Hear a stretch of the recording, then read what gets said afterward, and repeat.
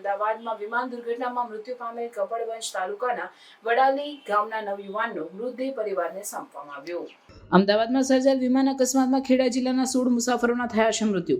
એક બાદ એક મૃતદેહ પરિવારને આવે છે સોંપવામાં। કપડવંજ તાલુકાના વડાલી ગામનો નવયુવાન દીર્ઘ પટેલ પણ હતો આ જ પ્લેનમાં સવાર। મોડી રાત્રે દીર્ઘનો મૃતદેહ પરિવારને સોંપવામાં આવ્યો।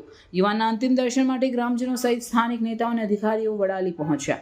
સ્થાનિક ધારાસભ્ય રાજેશ ઝાલાએ દીર્ઘ પટેલને આપી શ્રદ્ધાંજલિ।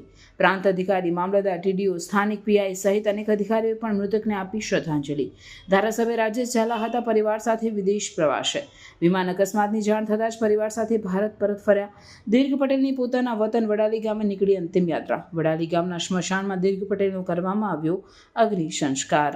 ગત 12 તારીખે અમદાવાદથી લંડન જઈ રહેલી એર ઇન્ડિયાની ફ્લાઇટ ક્રેશ થતો 270થી પણ વધુ લોકોએ પોતાનો જીવ ગુમાવ્યો છે। ત્યારે ગુજરાત રાજ્યની વાત કરીએ તો ગુજરાત રાજ્યએ પણ સંવેદનશીલ પૂર્વ મુખ્યમંત્રી વિજયભાઈ રૂપાણીને પણ ગુમાવ્યા છે। એ જ રીતે મારી વિધાનસભાની વાત કરું તો મારી કપડવંજ વિધાનસભાના બંને તાલુકાઓની અંદર થઈને 5થી 6 લોકોના મૃત્યુ થયા છે। એમાં કઠલાલ નગરપાલિકાના પૂર્વ પ્રમુખ અને હાલના ઉપપ્રમુખ પ્રશાંતભાઈ પટેલ,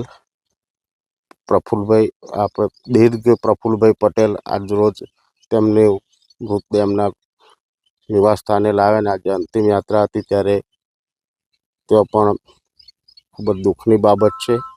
જ્યારે તોરણા ગામની વાત કરું તો તોરણાની અંદર હર્ષિત પટેલ અને પૂંજા પટેલ બંનેનું મૃત્યુ થયું છે। એ જ રીતે વતોલી ગામના ડૉક્ટર નિરાલીબેનનું પણ આ દુર્ઘટનાની અંદર મૃત્યુ થયું છે। ખૂબ જ દુઃખદ ઘટના છે, પરંતુ તેમના પરિવારજનોને ભગવાન માતાજી આ દુઃખ સહન કરવાની શક્તિ આપે અને અમારી સંવેદના કાયમના માટે આ પરિવારો સાથે રહેશે। અને વહીવટીતંત્રની વાત કરું તો અમારા કપડવંજ તાલુકાના પ્રાંત અધિકારી શ્રી, મામલતદાર શ્રી, પોલીસ તંત્ર, ટીડીઓ દ્વારા તમામ પરિવારજનોનો સતત સંપર્ક કરી અને વહેલામાં વહેલી તેમની ડેડ બોડી તેમના પરિવારજનોને મળે તે માટે સતત સિવિલની અંદર પણ લાઇઝનિંગ કરી રહ્યા છે અને ટૂંક સમયની અંદર જ બાકીના 5 મૃતદેહોને પણ DNA ટેસ્ટથી ઓળખ થઈ અને તેમના વતન લાવવામાં આવશે।